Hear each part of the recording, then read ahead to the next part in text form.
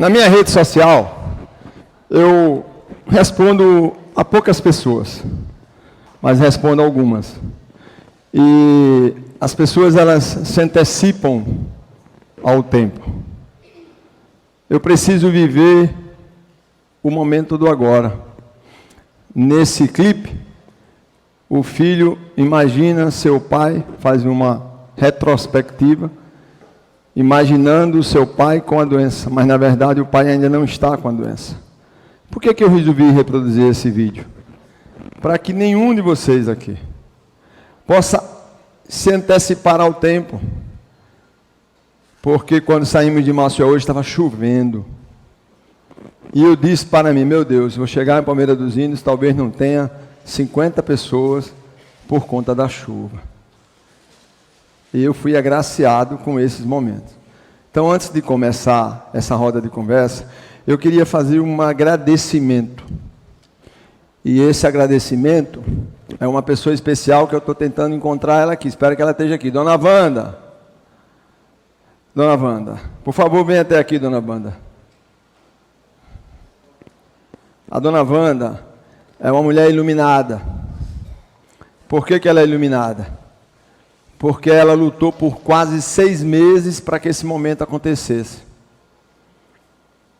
Então, ninguém alcança esse objetivo sem determinação, sem disciplina, sem alegria. Dona Wanda.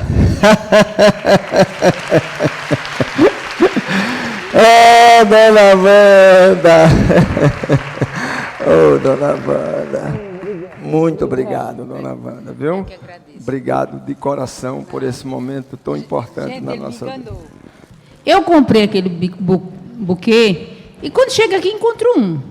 Eu digo ao seu Érico, eu encomendei o buquê ao menino, mas ele disse que não sabia fazer, que foi o que fez os arranjos, o Carlinho. Aí ele disse, eu não estou sabendo não tem nada a ver não com isso aqui. Eu fiquei um pouco desconfiado, mas tudo bem, né? Deixei lá. Aí, como eu tinha comprado aquele, que era para entregar a doutora Márcia, né?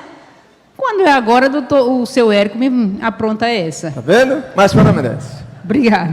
Eu que agradeço, viu? Tá bom? Muito obrigado.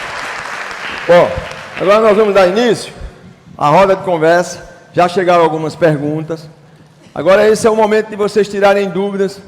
Doutor Zé Fernandes, doutor Laerte, doutor Márcio Henrique e doutora Márcia Amaral. Para relembrar vocês, que aqui tenho certeza que ninguém ainda está com Alzheimer, eu vou relembrar. Esse é o doutor Zé Fernandes Félix, geriatra, doutor Laerte Leite, psicólogo, doutora Márcia Amaral, intensivista, doutor Márcio Henrique, pneumologista. Vou começar pelo geriatra. Quais as causas e sintomas e se é hereditário?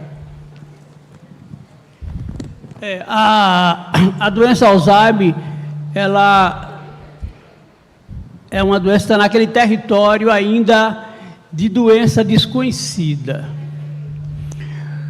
Porém, quando se fala em doença desconhecida, é porque não existe uma causa única estabelecida. O que é que se sabe hoje da doença? É que ela tem algumas características já definidas.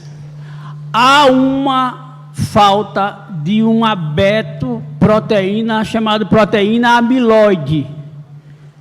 Essa proteína amiloide é que diminui a relação dos neurônios, que eles chamam de relação sináptica. Sinapse é comunicação. Então, essa proteína causaria uma redução da interação dos neurônios, que poderia favorecer o desenvolvimento da doença.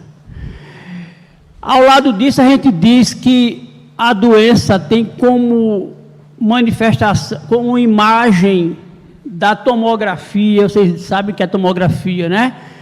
Uma atrofia cerebral acima do nível normal da idade. Ou seja, nós, quando chegamos aos 60 anos, temos algumas alterações neuronais, certo? Que é um escurecimento da massa cerebral, que a gente chama de atrofia. No Alzheimer, essa atrofia é acima da atrofia fisiológica que se encontraria numa pessoa normal. Bom, completando aqui a pergunta, e os sintomas? A gente costuma dizer, né, para explicar os sintomas, que é uma doença em que o indivíduo perde a sua capacidade cognitiva. O que é cognitivo? O que é cognição? Cognição é redução da memória, que é o primeiro sintoma que chama mais atenção. O Érico já explicou isso aqui. Esquecer alguma coisa na cozinha que foi buscar, isso é normal. Esquecer a chave dentro do carro é normal. Esquecer de apagar a luz do carro é normal. Agora, quando a gente esquece que está esquecendo, aí já não é normal, certo? Então, a diferença da memória é essa. Então, ao lado da memória, o indivíduo perde a associação de ideias. Perde a associação de ideias. Perde também a capacidade de raciocínio, né? Que, em outras palavras, o pessoal costuma dizer, essa pessoa está sem juízo, né? Porque não tem a racionalidade para executar as coisas, nem para discutir as coisas. Em outras fases, o indivíduo pode se tornar agressivo, distúrbio de comportamento, certo?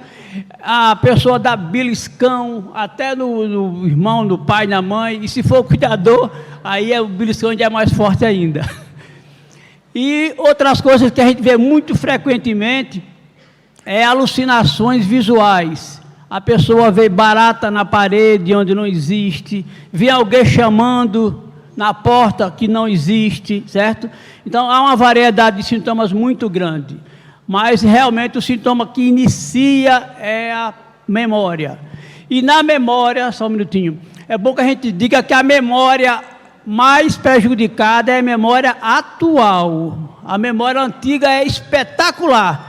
Por isso que a gente costuma dizer que a pessoa sabe mais do passado do que a gente próprio, que é uma pessoa normal. Em relação a ser hereditária, a doença não é hereditária. Ela tem uma relação familiar, certo? Então, existem vários membros da família que podem ter Alzheimer. Mas não existe uma genética transmissora da doença. Doutor Márcio, por favor. Eu queria que você explicasse para as pessoas o que seria o espessante e qual seria a importância das famílias estarem atentas para que eles entendam o momento de colocar o líquido espessante no paciente com Alzheimer na fase já avançada, para que ele, ao deglutir, esse alimento não vá para o pulmão e automaticamente não vá ter uma pneumonia. Por favor. Eu acho que todo mundo já ouviu falar, quando você ouve falar de osteopenia, né? Quem é que já não ouviu falar de osteopenia? A maioria das pessoas. Mas quando se ouve falar de sarcopenia, alguém já ouviu falar de sarcopenia? Né? A sarcopenia é uma coisa que acontece com as pessoas tendo Alzheimer ou não tendo Alzheimer. Isso. Fisiologicamente, todos nós vamos perder massa muscular, vamos perder força muscular com o passar do tempo. O que o doutor Érico está colocando aqui é a falta de capacidade que as pessoas com Alzheimer e algumas outras pessoas, depois de uma certa idade, eles podem desenvolver por conta da fraqueza muscular generalizada, neste caso, a pessoa vai perder a capacidade de deglutição, não vai conseguir engolir. A pneumonia é uma das principais causas de internação das pessoas com mais de 60 anos no nosso país. Para vocês terem uma ideia, estima-se mais de 250 mil internações por ano por pneumonia. Estima-se quase 25 mil óbitos por ano por pneumonia em pessoas com mais de 60 anos. E essas pneumonias, como a Márcia estava colocando aqui há pouco, elas acontecem por broncoaspiração. E isso que o doutor Érico colocou aí é algo que a gente coloca nos líquidos, principalmente na água, não é? Para que a água ela deixe de ter a característica que é da água, de ser líquida, e passe a ter uma consistência um pouco mais pastosa, e a pessoa possa deglutir ou tomar líquidos. Por isso que é importante que a família esteja atenta, porque a falta de capacidade de deglutição vai levar às pneumonias aspirativas, ao desenvolvimento de pneumonia aspirativa. Tem alguns pacientes que você pode usar o espessante e ele continuar deglutindo, mas tem outros não. Tem outros pacientes que você vai ter que tomar condutas, dependendo da agressividade da doença, dependendo da comorbidade que o paciente tem. O paciente pode ter, um paciente que desenvolva Alzheimer e já tenha desenvolvido acidente vascular cerebral e o distúrbio de deglutição seja muito maior ainda. Então, esse paciente a gente tem que estar atento para a colocação de sonda nasoenteral, para que esse paciente possa se alimentar de maneira mais adequada. Agora mesmo, eu internei um paciente com 90 anos, de Santana do Ipanema, uma pessoa lúcida, não tem Alzheimer, mas desenvolveu um distúrbio de deglutição muito grande. E nos últimos 3 meses, ele chegou para mim, depois de 3 anos, já tinha desenvolvido 3 pneumonias, e era a 4ª pneumonia que ele fazia, Márcia, nos últimos 3 meses. E esse paciente, apesar de lúcido, consciente, ele mesmo aceitou a colocação de uma sonda nasoenteral, porque ele não estava deglutindo mais. Né? Eu queria fazer só uma observação a mais, é o seguinte, o que o doutor Márcio está falando está correto, só que os filhos, eles não podem esperar a vontade dos seus pais. Eles precisam serem enérgicos com a doença, porque o que está em jogo aí não é o meu pai, é a doença. Agora, se eu estou lúcido, eu não tenho Alzheimer, eu vou buscar um entendimento de diálogo para que isso possa de verdade acontecer. O que fazer quando se descobre que os pais estão com Alzheimer? E que especialista se procurar? Bom, primeiro, o que se fazer é, acima de tudo, procurar entender o processo da doença, né? Confirmado o diagnóstico, tem que se entender o processo da doença. Quando não se entende o processo da doença, o desespero toma conta do indivíduo e da família, certo? Rapidinho, é bom dizer que existe aquele filho ou filha, já que a mulher tem mais o dom de cuidadora do que o homem, que assumem diretamente o papel de cuidador. E a gente conhece filhos e filhas que são apenas visitadores. Isso é triste demais. E essa diferença do filho visitador para o filho cuidador causa um conflito muito grande na família. A gente ouve com muita frequência essas queixas. Verdade. Então, entendido o processo, a situação se torna menos dolorosa. E o especialista, nós temos 2, né? Os especialistas que cuidam do Alzheimer é o neurologista ou o geriatra. Não esquecendo que o doente de Alzheimer, à medida que vai evoluindo, ele vai exigindo uma equipe multidisciplinar ao lado dele. É o psicólogo para ajudá-lo, inclusive junto com a família, é o fisioterapeuta, é o nutricionista, que inclusive avalia a capacidade nutricional. E nessa fase do engasgo, que é a falta de deglutição, a gente tem a participação muito grande do fonoaudiólogo. Eu vou acrescentar essa pergunta para o Dr. Laerte, porque quando uma família descobre ou desconfia que seu pai ou sua mãe está com Alzheimer, eles entram em conflito. Pense nos meus slides, a família entrando em conflito. Aliás, no meu livro Alzheimer, a Família e a Doença, eu tenho um capítulo que fala só sobre a família. Exatamente porque os irmãos que brigam, não aceitam e por aí vai. Então, doutor Laerte, vamos imaginar que eu que eu seja um irmão, que eu esteja em São Paulo, eu sou o cuidador, e tem uma irmã que mora em São Paulo, e ela é uma irmã que ama sua mãe, ama seu irmão, mas ela não pode cuidar. Como que ela vai tratar essa carga afetiva, emocional? Como é que ela vai cuidar desse momento de dificuldade? Porque ela tem uma vida preparada, pronta em São Paulo, ou Rio, ou Maceió, ou seja lá onde, em qualquer cidade. O que você sugere que esse irmão que está distante possa fazer para tratar essa carga emocional, afetiva, que é de carência por estar longe de seus pais e carência por estar longe do seu irmão que está cuidando?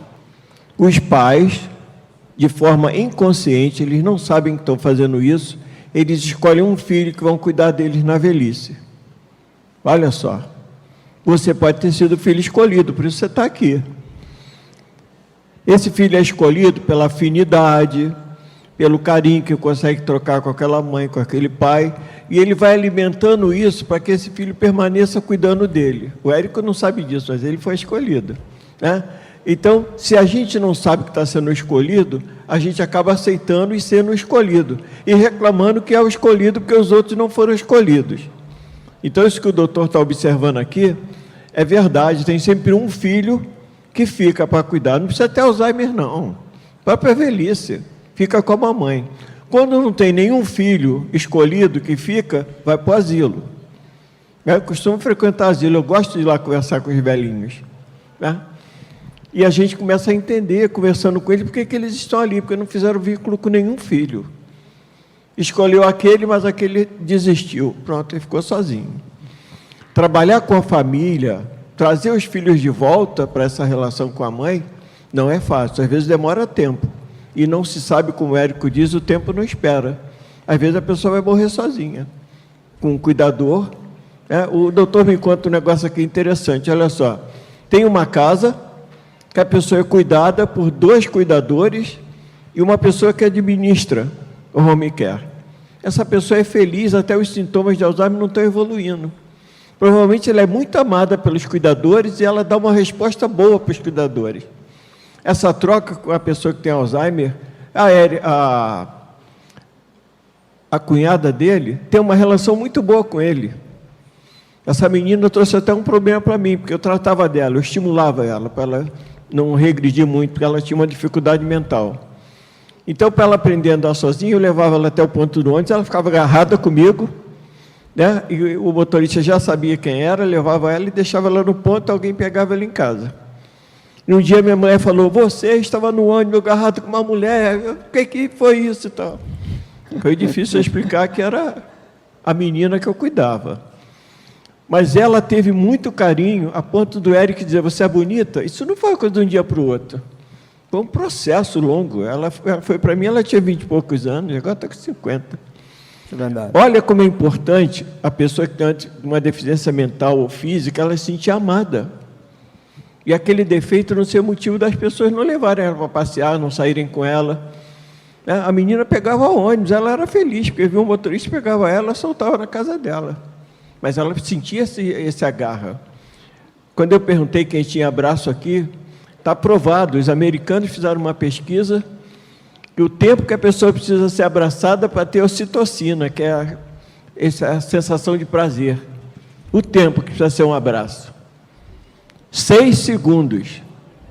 Olha só, um abraço tem que ser 1, 2, 3, 4, 5, 6. Quem é que recebe todo dia abraços de mais de 6 segundos? A gente tem medo de ficar abraçado. Me incomoda às vezes, né? Tem pai que diz, chega, quero mais não, já abraçou muito. Porque não recebeu isso, não sabe dar também. Então, quando a gente vai trabalhar com essa... Quando a gente vai trabalhar com essa filha que está tomando conta, ela tem que saber que ela também está lá porque ela escolheu. E tentar trazer os irmãos para dizer, olha, o peso está na sua irmã, vamos ajudar agora. Né? Tem que trabalhar com o psicólogo do home care, tem que trabalhar com a família, senão não consegue. E essa pessoa vira vítima, ele deve ouvir sempre as reclamações. É só eu, não é, doutor? Mas, doutor Laerte, rapidinho, eu queria deixar claro para você o seguinte, ninguém obriga ninguém a amar. O amor é algo que está dentro de cada um de nós. Pois eu aprendi que gratidão só dá quem tem. Não se dá gratidão. Você oferece amor a uma pessoa, seja seu pai, sua mãe, seu irmão, dá com a mão direita e esconde a mão esquerda. Porque é assim que você vai ser feliz. Porque se você der com a mão direita esperando receber com as duas mãos, uma hora alguém vai lhe derrubar e você não vai conseguir levantar. Então é muito importante que aprendemos a aprender. Quando não se aprende a aprender, não se aprende a ser feliz. Doutor Zé Fernando. É verdade. Uma pesquisa em home care, ou seja, o doente em casa, dependente de cuidados de terceiros, né? Mostrou o seguinte, se perguntou a esses doentes de home care se eles queriam um cuidador ou uma técnica de enfermagem com excelente currículo ou queriam um cuidador, um técnico de enfermagem que lhe desse carinho. A resposta só podia ser essa, né? Pessoa que tem sua mãe com Alzheimer, o filho pode ter? Essa pergunta nós respondemos agora há pouco, porque ela não é... Isso, necessariamente não. Necessariamente não. Agora, pode acontecer. Pode, mas se ficarmos pensando nessa linha de raciocínio, vamos ficar doentes do Alzheimer. É verdade. Para finalizar aqui a minha parte, certo. No que está aqui na minha mão, né? Quando o paciente está na fase mais avançada do Alzheimer, apresentando como característica o olhar vazio. Olhar vazio, todo mundo entende o que é, né? Eu mostrei hoje aqui em slide. É um olhar perdido, que alguém também pode chamar de olhar de boneca, certo? Como está funcionando o cérebro nesses momentos? Deixa eu lhe ajudar. Essa é uma pergunta quase que impossível do doutor Zé Fernandes responder, por uma razão muito simples. A doença de Alzheimer, me permita, desculpa, a doença de Alzheimer, para você encontrar as respostas de como o cérebro está funcionando naquela hora, eu não sei quem fez essa pergunta, a vida é breve, viva agora. Isso não é o momento para você estar preocupado. Quando seu pai tiver com um momento vazio no seu olhar, vá lá e estimule ele. Traga ele para o seu mundo. Se ele conseguir chegar para o seu mundo e se manter lá, você vai junto com ele, senão você deixa ele lá no mundo. Porque a doença de Alzheimer não tem uma explicação, pelo menos na convivência. Cientificamente ele vai responder, mas na convivência eu não encontro. Por que eu não encontro? Pensa aqui no slide da Messia. Messia estava aqui sem saber que dia é, como era, daqui a pouco passa a Célia. Celinha, você nem falou comigo, ou Celinha mudou completamente. Mudou o foco. Então, eu acho que essa é uma pergunta difícil para o doutor Zé Fernando, eu quis ilustrar pela minha convivência. Não tem como você adivinhar em que condição está o seu pai ou a sua mãe com Alzheimer nesse estágio da doença. É muito difícil, porque, eu vou lhe ser sincero, Dona Lourdes reproduziu um vídeo hoje, que é 3 mais 3, 5 mais 4, babá. Daqui a pouco, quem é você? Aí ela fala, sabe quem é? Você saiu do normal para a doença. Érico, como que eu vou diagnosticar isso? Deixa né? eu explicar Mas, isso aqui. Doutor Laerte, deixa ele... O psicólogo pode explicar isso. Você, às vezes, não tem uma tomada na sua casa que não está ficando legal, aí apaga, você vai lá e a força ela volta. A mente também é assim. A quantidade de energia muito grande que tem no cérebro. O Alzheimer, de vez em quando, acontece e desliga. Exatamente. Aí você chama pela audição, como o Érico falou, é a audição, ele ouve melhor, aí ele liga de novo. Exatamente. Mas como não está bem ligado, não ficou bem ajustado, de vez em quando solta, desliga. Exato. Como a gente falou, né? A interação dos neurônios não é uma interação normal. Então, ocorre essa quebra de energia, que é um desligamento. Agora, existem outras alterações que podem estar presentes no Alzheimer. Por exemplo, o olhar fixo, se ele acontece periodicamente, pode significar isquemia cerebral. Pode significar isquemia cerebral, ou seja, o indivíduo está com áreas pouco oxigenadas no cérebro, que em outra linguagem a gente pode dizer que isso aí é ataque isquêmico transitório. Então o olhar fica fixo. Às vezes pode se associar até convulsões, ou tremor musculares, ou mioclonia, ou fasciculações, que são alterações do sistema nervoso central, certo? Mas a explicação em relação diretamente ao Alzheimer é o desligamento que acontece nessa fase neuronal. É a tomadinha que liga e desliga. Eu vou fazer uma pergunta à doutora Márcia. Doutora Márcia é intensivista. Então, você como intensivista, você médico, e eu lembro do doutor Márcio há 30 anos atrás aproximadamente, né? O intensivista, ele vive entre a vida e a morte do paciente. E nós temos 2 filhas e uma das filhas vinha querendo ter a profissão da mãe, e eu disse para ela assim: você vai querer assinar atestado de óbito para o resto da vida? Então eu coloquei uma pergunta para ela dar a resposta para ela. Então a Márcia tem uma experiência profissional com a doença de Alzheimer, com o câncer, então, eu queria que ela respondesse o seguinte: como que você comporta-se diante da família, aquelas famílias que ficam ausentes por anos, e quando percebe que os pais vão morrer, ou vão morrer, na verdade, um pai ou uma mãe, eles querem recuperar o tempo perdido. Isso não é mais possível. Eu perdi o tempo de amar, eu não consigo mais, passou. O que é que eles fazem? Eles vão lá dentro do hospital e criam um monte de problema, com o pneumologista, com o intensivista, com o médico do home care, com o terapeuta, porque o cara quer curar as suas dores ao longo da vida que ele não tratou no tempo do passado.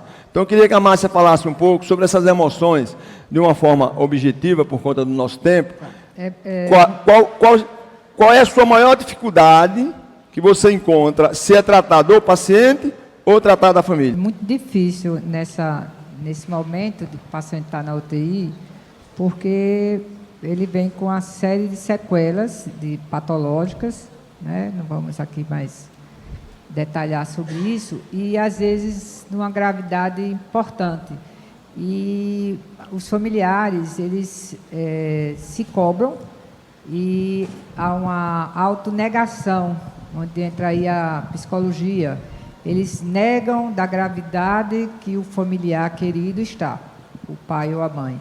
Então, ele vem aí entra a religiosidade de cada um, dizendo: tenho fé em Deus, vai sair, mesmo ele numa gravidade elevada, eles não aceitam. Você fala da gravidade, diz que está se aproximando, que tem uma falência desses órgãos todos, mas eles acham que não entendem, ou seja, entendem e não querem aceitar, por não ter participado efetivamente da vida cotidiana e diária dos seus pais. Então, é um dos grandes problemas que a gente tem na terapia intensiva, em UTI, nesse momento. A gente trata muito mais fácil o paciente do que a família. A família dá mais trabalho do que o paciente, porque o paciente, muitas vezes, a gente consegue tirar de uma gravidade extraordinária, e a gente, às vezes, fica até surpresos com o nosso trabalho, porque é um conhecimento um pouco maior do que as outras áreas, e gratificante quando a gente consegue eliminar todas as causas. Mas a família não. A família dá muito trabalho por todos esses questionamentos durante um longo período de tempo da vida com os seus pais. A cobrança do convívio. Érico, Deixa eu responder só rapidinho. É muito diferente se lidar com um familiar que acompanha o dia a dia daquele familiar, como eu falei agora, do visitador, ou do que vai para o hospital, que fazia meses que não via o pai e a mãe, né? É uma diferença estúpida, né? De relacionamento, entendeu?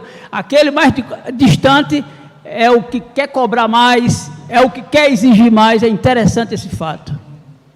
Perfeito. Olha só uma respostinha rápida aqui, esses 2 minutos. Se aproxime mais do microfone, doutor Lécio. Se a pessoa exercitou a mente através de cruzadinha, palavra cruzada, desenvolve a mente. Pode evitar a doença? Não.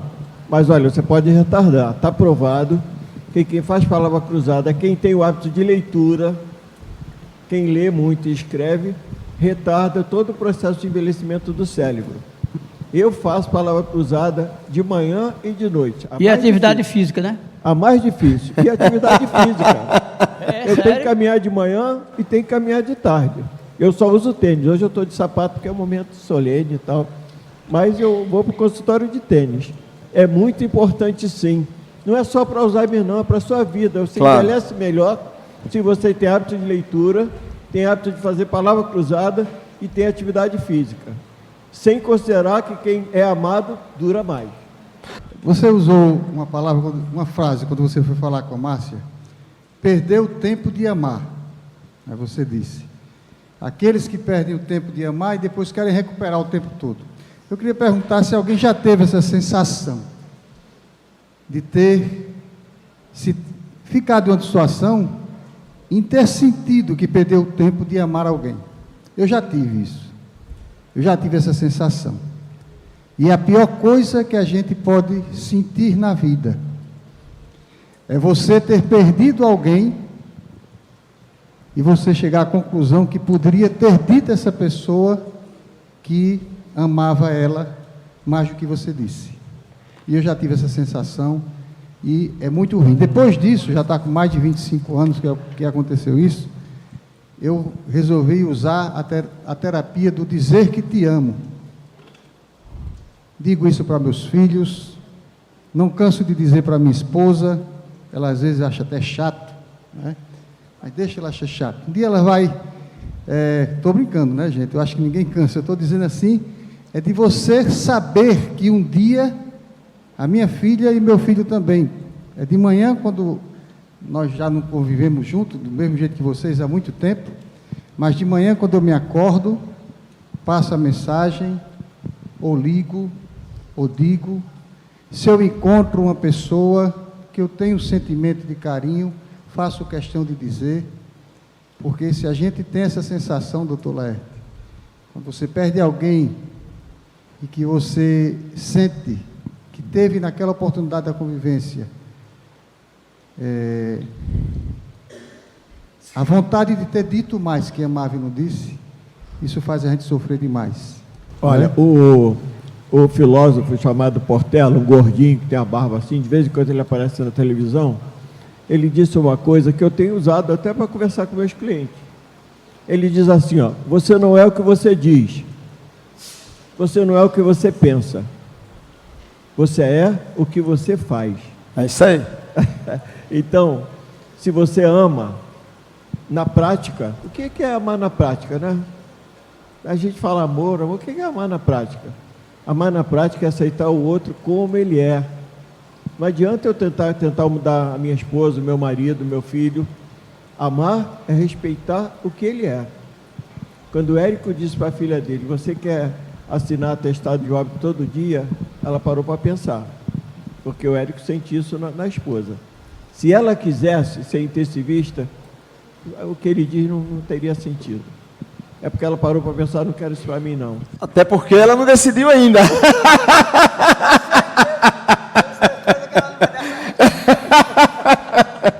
Aqui tem qual o fator que causa o Alzheimer, né? Tem vários fatores. Qual o fator que causa o Alzheimer? A gente já conversou sobre isso, não há um fator específico, amor. Tem não há um fator específico. Diabetes, se não cuidado, a hipertensão. Me permita dizer, o que vai fazer você não ter Alzheimer, primeiro é não pensar nele. Não pense no Alzheimer. Depois, se exercite, tira a bunda da cadeira, vá caminhar, vá amar, Alimentação. vá perdoar, compreender, vá se alimentar corretamente. Agora, existe uma doença aí, está aí 35 milhões de pessoas, que é a doença da depressão, que as pessoas simplesmente não se identificam consigo mesmo. Elas não sabem nem quem elas são. Como será capaz de cuidar do outro que não amou como eu gostaria, que não me perdoou como eu gostaria, que não cuidou como eu gostaria, porque o doutor Laerte estava falando aqui da amamentação, 6 meses. Hoje em dia tem mãe que quer amamentar 30 dias. Então, esse é um tema muito extenso. Então, eu queria de verdade agradecer, eu queria deixar aqui uma mensagem, eu vou tentar deixar uma mensagem final. Primeiro, de agradecimento a todos que estão aqui presentes, doutor Márcio, doutora Márcia, doutor Zé Fernando, doutor Laerte. Eu vou contar apenas uma história bem rapidinho do doutor Laerte. Liguei para o doutor Laerte, que aqui não estava conseguindo psicólogo, dona Wanda não estava conseguindo, doutor Laerte, rapaz, eu estou fazendo isso, estou dentro. Doutor Laerte, só que estou dentro, Laerte, só que estou dentro. Aí, quando eu disse onde era a cidade, ele ficou em silêncio profundo. Aí eu disse, pronto, venho não agora. Né? Porque toda pergunta estava dentro. Aí ele disse, deixa eu lhe contar uma história, Érico. Minha mãe do doutor Laerte, é natural de Palmeira dos Índios. Saiu daqui com 4 anos, aos 4 anos. E disse para ele, meu filho, volta na minha cidade. Vai lá visitar a Palmeira dos Índios. Ele já tem 44 anos de formado e é a primeira vez que vem em Palmeira dos Índios. Então, merece uma salva de palmas.